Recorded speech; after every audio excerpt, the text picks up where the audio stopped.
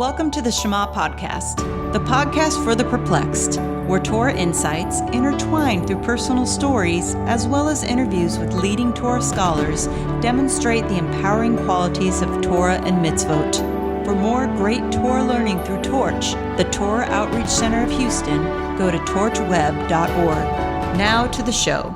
Thank you, my friends, for joining me once again on the Shema podcast.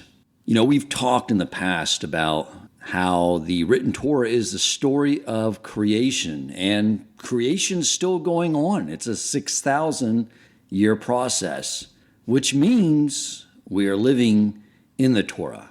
The idea I want to share with you is to become familiar with your story, to look into your past and see how Hashem has orchestrated events for you. Because when those ideas are clear in your mind, it allows you to see Hashem in your life in those moments that could be a little stressful if you weren't cognizant, didn't have the right frame of mind to encounter those moments. With the right mindset, we can begin to adapt and learn and see how Hashem is orchestrating everything. So I want to share something with you that I shared with my daughter last Monday. And it was a very special day. As you know, my wife became Elisheva. She had her conversion about a year and a half ago. And my daughter, being very courageous and genuine, she wanted to take the path of her conversion on herself. She didn't want any interference from us. And she went into the mikveh last Monday and became Yonah. And it was such an incredible day. And it was so last minute, too, because it was like the day before the 9th of Av when the rabbis called us up and said, we're ready. And they said, can you do this on Monday? And we said, all right, yeah, we'll make it happen. And we were able to get together our friends for a dinner party that night afterwards to celebrate. And I want to share with you some ideas I shared with her. Because what I wanted to convey to her is how much our lives are intertwined. I'm not talking about the obvious parent-daughter. I'm talking about the reason Hashem chose to make her my daughter and make me her father. Basically, what I told her was a lot of things we've talked about in the past. I don't think she really understood this, but at a young age, 11, 12, going to a Reform synagogue, I got extremely frustrated, quite frankly, angry, because no grown-ups could answer simple questions like, how do we know if there's a God? How do we know the story about Abraham is true? How do we know this is true? Nobody could answer the questions. And I got so frustrated. And my father got frustrated because he knew I had zero engagement in the Sunday school. So he said, look, I'm driving you probably an hour and a half round way. It's disruptive to my Sunday. If you don't want to go, I don't want to drive you. And I said, that would be fantastic. But on my 13th birthday, I remember thinking about my friends having their bar mitzvahs. And what I concluded at that young age was that the reason the grown-ups can't answer my questions is because there are no answers to my questions. There's no God. There's no such thing as a Jew. And I was telling my daughter this, that was my trajectory throughout my life. Even shortly after my wife and I got married, and she told me she was interested in exploring Judaism, which threw me off because my first two items on my checklist for a wife were not Jewish and an atheist. And here she is wanting to explore Judaism. I told her it was all made up. It's a waste of time. Don't bother. She wanted to pursue this. I said, that's your deal.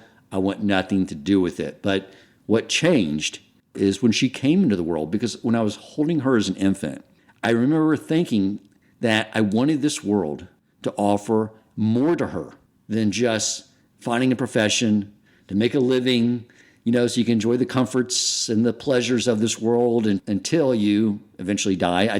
I demanded more from this world for her, and it caused me to start asking questions once again. And I told her the story that I've shared with you before about how, I simply asked, I said out loud, if there's a guide, tell me how to know you exist. And within a week or two, I'm sitting here reading a book that provided me my answers. And it was a book on quantum mechanics written by Stephen Hawking, who's an atheist. But within his book, he was explaining the framework for how they determined and discovered subatomic particles that they could not detect with the sensory perception. And there lied my framework for learning and discovering that there is, in fact, this infinite internal creator. And that led to me investigating the logical proofs for Torah. And I told her that I didn't have rabbis to talk to. Every rabbi I ever known lied to me. I didn't know these rabbis were here. So I just would sit and learn and talk to Hashem. And I told her that one of my earliest questions was, why did you not inspire me to ask those questions a long time ago? I would know so much more Torah. I would know how to live as a Jew. I would not have sinned so much. Why? Why now when I'm 40? Why didn't you do it a long time ago? And sure enough, the way that I figure things worked is text ends up in front of me with the answer to my question. And I learned about how when the Torah was given at Mount Sinai to the Jewish people, Hashem offered it to the other nations. They didn't want it, but there was people inside their nations that I guess when he looked into their heart, he could tell they wanted it. They wanted to serve him at that level. And so Hashem set things in motion to allow them to reincarnate, to give them their lifetime, to fulfill their true destiny. And then I realized that if Hashem had inspired me to ask those questions earlier, I would have not have married her mother because she wouldn't have been permitted to me. And if I had not married her mother, I would not have had her. She would not come into the world under my care. And I told her that's what motivated me, knowing that I had this very special mission to bring this little girl who Hashem orchestrated all these events for in my life and previous lives, to bring her close to him, the closest anyone can be in his creation, a Jew that observes the Torah, higher than an angel. And I told her that there was times when I would get very down on myself. I mean, I would just get overwhelmed with there's so much to learn. And I would tell Hashem, I can't do this. There's so much that I have to change. Not only learn, but change about myself. I've been living away for 40 years, and you're asking me to change the way I think, the way I talk, the entire way in which I live my life. And I would say, I can't do this, but I would always remember that sacred tax, how much you wanted my daughter. And I told her that in those moments when I would give up on myself, I would get resolved in the fact that I knew I was not going to give up on her. And I told her how that motivation to learn and grow, to lead her in this path of becoming a Torah observant Jew, it changed a few years ago because she's been so courageous with this whole process, insisting that she not have our interference in working with the best din, the toughest base din in the country. From everyone I've talked to, they're very tough, and they're very tough on her, much tougher on her than they were my wife or me, just because at her age, they wanted to make sure her conviction was there. And she took it all on, and she learned, and every day there's another book arriving from Art Scroll, and the way she's been working on her midot, I mean, it's just amazing. And I told her that that she still motivates me, but not so I can lead her, but now I just want to keep learning toward improving myself to keep up with her. And so I shared all this with her and then sort of brought it all back to the fact that all that matters now, all that matters is for you to remember what I told you about all the lifetimes and time and all the events you had to orchestrate in my life and your mother's life in order to bring you to this moment. That's how much she loves you. That's such an insane amount of immense love. And now that you know that and contemplate that, know that all your life is about is the following. And that is, as we learn Torah and we learn the mitzvos and the tens of thousands of halakha that branch out from those mitzvos, they begin to intertwine the very fabric of our existence. And what it does through all the complexity is it brings simplicity. It creates every situation, turns every moment into a binary decision that brings an opportunity to choose Hashem and choose to reciprocate back to him the immense love that he has for you. Now, here's what happens next. The very next morning, and you can see this is so perfect. That was what was on my mind. I was on such a high, sharing that with her, sharing my experience of Hashem orchestrating everything in our lives so perfectly. And before I get to what happened the next morning, I want to back up a little bit. Back over Pesach, and really longer than that, I have really been struggling. I mean, quite frankly, with my career. I love the organization where I'm with. I love the people there, quite frankly. I'm very close to the CEO and the president, but I was praying a lot. Do I stay here? Should I move on? And I'm not going to get into all the reasons why I was really thinking that I should move on, but I don't know if I should leave them right now because the company is struggling. You have an inverted yield curve, which is making it very difficult for asset managers to hold on to assets when you got money markets paying 4 or 5%. So you have assets just sucking out of the fixed income space in the investment management world, going to T-bills and money market. And meanwhile, I had expanded the entire organization and assets are declining. So it was a stressful environment. And I said, look, I don't want to lead them at the wrong time. So the way I look at it is what I told Hashem is, you put me with this organization, these people, I'm going to work. I'm going to work for them. You show me if you want me to move on. You know the reasons I think I should move on. I'm going to work for it and serve who you want me to, but you just got to make it clear. You got to show me very clear sign. I'm dense. Make it abundantly clear to me. Let me know what you want me to do. Okay, so now it's Tuesday morning after my daughter's conversion. I have a call with the CEO and president, and they tell me that, they've had to make these decisions. We've been talking about this potential reorganization, which means layoffs, and we haven't approached it. I was very busy doing a lot of things, and I said, yes, I know, we've been delaying that. And they said, well, we made some decisions. And I said, okay. And they said, we're letting go of 2 of the sales guys, and we're letting go of you. And I was such in that frame of mind, though, too, but when they said that, I thought about it for a second. I said, actually, that makes sense. Based off where the organization is, that reorg makes sense. And they're like, oh my gosh, we're, I think, taken aback because they were like, I'm sure, I know, just full of fear. I mean, they told me they were just so stressed last week. This is like just a painful decision, painful situation to be in as an organization. And I said, guys, don't worry. It's all good. It's all going to work out. And I was talking to my Rabbi Lazinga. I know you might think, Dan, how many rabbis do you have? Rabbi Lazinga is my rabbi. Everyone needs one rabbi, for those of you who are new to your learning, when it comes to halakhic matters, because a lot of decisions, there's different opinions in many of them, and you have to follow that one rabbi that in those matters you will submit your will to them and say, how do you follow in this area? And that's the way I'll go. And he's amazing. He's an incredible Torah scholar. He's the sweetest person in the world. His whole family has been just so important to my family. My wife studies with his wife. His wife has been teaching my daughter and continues to teach her. I mean, they've been so supportive of us from day one when we got to this community. And we're very fortunate to have them in our life. And the next day, after I got the news and I shared it with my wife, and my wife's initial reaction was like, what are we going to do? And I was like, that idea of Emunah and Bitachon that we're always talking about, now we're going to get to do it. And she spoke to her friend and consulted with her, Rebbe Lazinga, and that's what led to Rabbi Lazinga calling me up and saying, I can't believe this happened to you. The after last night was such a high. And I said, it's perfect. It's perfect because it was on the front of my mind, these ideas. And as I was telling my daughter last night about how Hashem's orchestrating everything in my life, when they presented that news to me, that's all I saw was like, okay, it's time to move on. Hashem is making it very clear. And there's more to this story too I want to share because I had that mindset, thank God. And that's why Hashem orchestrated that way to put me in the best position, the best frame of mind. But I knew it was really hard on the CEO. And I called him back up because I knew he had to go catch a flight to Japan to see his in-laws, and told him, like, man, it's totally cool. I don't want you to worry about anything. And he said, it was the hardest decision, the worst decision he ever had to make. And it was a very, sort of emotional conversation. And I thought I should call some of the other guys too. So I reached out to the CFO, which I know I've had to be on the other side of letting people go, never because of a downsizing, but just because of other reasons, performance. They did something wrong that sort of left us with no choice.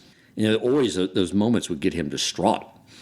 And so I called him up and I reached out to him. I said, hey, listen, I just want to let you know it's a joy to work with you. And I totally agree with the reorg decision you made. And he told me again, I was so stressed out. I haven't slept in a week. And I said, well, you sleep fine tonight. But then he went on to tell me everything I did for the organization that he appreciates so much. Being a systems guy, he really appreciated how when I came into this additional new role of overseeing and building out the sales and marketing department, that there was no organization, there was no structure, there's no systems, no marketing docs, no nothing. And he goes, you built out, everything operates like an organization now with everything you did. And I appreciate that. That led me to want to talk to the other people at the organization. And what I would do is I would call them up and tell them, look, this reorg makes sense. It's positioning you guys now to work your way out of this rut. And it was a good call. And I wanted them to feel good about it. I wanted them to feel good about the decision. And I also wanted to convey to them some of their amazing qualities that's going to allow them to continue to have success with their career. But during these conversations, the most amazing thing happened is everyone was sharing with me how I had this amazing impact on their life. And the storylines were all very similar, that when they were struggling, I took the time to help them, to train them. I encouraged them. One of the sales guys really struggled with the complexities of the option overlay strategy. And he said, you stuck with me when I said that this is too complex for me, and you worked with me, and you kept saying, you got this, you can do this. The gentleman I hired over the practice management arm to take over the portfolio design consultation, he said, you taught me everything. You pushed me to do this and take over those calls, because he wanted to be silent on those calls for the longest time. But I kept pushing him and teaching him and how to look beyond the numbers at the cause and effect, and how to understand an investment process, and so that you would know how it will perform in different market cycles. And he was very appreciative that took the time, and I believed him. And that's what I just kept hearing over and over again from other people too. You believed in me, you promoted me, you always encouraged me. I'm telling you guys, when I heard that from people, it made me realize that at the end of our life, when it comes to our interactions with others, what really matters is, did we build up the people around us that we come into contact with? Because so much we get locked up in our own ego and our own lack and what we're missing and what we need to do. But seeing how all those moments where I encouraged people and brought out the best in them and believed in them when they didn't believe in themselves, I realized that that's all that matters. And going forward, I'm going to pursue every opportunity that I can to find those moments with the people that come into my life. That was my day, a day that could have normally by default been a horrible day. Someone loses their job, typically not a good day. But because I knew my story up to that point, I was able to see my story, see Hashem's guidance in that moment. And that's what I think this whole idea is something that's so necessary for us. One thing I wanted to share too is I reached out to this two salesmen. I just recently hired one just 6 months ago, and checked in. I've checked in on them several times since, and I told them that everything happens for a reason. This is going to work out great. You're a solid salesperson. You're going to land on your feet. You're highly skilled. And he said, and one of them said, hey, I know everyone says everything happens for a reason.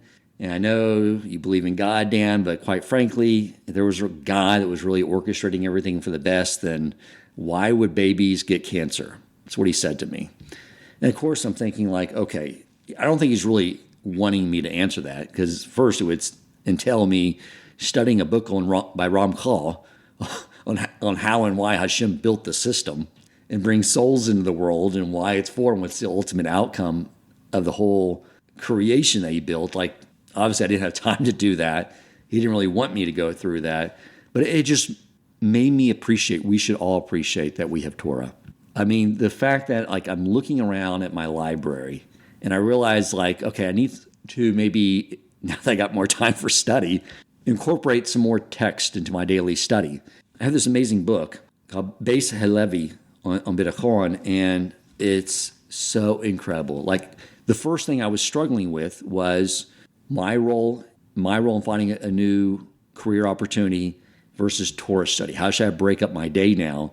And I was getting concerned that maybe I was doing too much or maybe not enough. And in this book, he discusses this idea. And, he discusses the first category, which is Yosef, how he was sent back to prison because he asked the cupbearer to put in a good word for him. And I'm thinking, well, should I reach out to recruiters? What should I do here? And he goes on to explain, that's Yosef, okay? That's his level. For the rest of us guys, even on someone on this rabbi's level, is a great tzaddik. It's like we reach out. If the cupbearer comes and we pursue that opportunity and ask them for their help. So it brought me so much clarity there, so much clarity on how to rechannel the fear of uncertainty, why Hashem created that is so we could rechannel it and connect to him, because really all that's happening is he wants to bestow a gift and create situations of uncertainty so that we will use it to strengthen our bitachon and turn to him and say, I'm totally relying on you. That's all he wants in this situation. That's what I want to give him. So to wrap up, guys, 1, be thankful that you're a Jew. I mean, I just can't imagine the rest of the world when they go through situations. It just must be overwhelming. And 2, know your story. Think about it. Think about everything Hashem has done up to this point in your life so that in future moments, they'll be right there with you. If we do that, the more we'll see Hashem in every moment. And by the way, if you know of anyone in the investment management industry who needs someone with a pretty diverse set of skills and everything, that it's under the umbrella of business development, please have them reach out to me at president@torchweb.org. Thank you for listening, my friends. If you enjoyed this episode, please consider supporting Torch so they can continue to spread Torah wisdom to the world by making a donation at torchweb.org and clicking donate in the top right corner of the page. And if you would like to get in contact with our host with comments, suggestions for future topics of learning, or questions for him or his guest rabbis, you may email him at president@torchweb.org.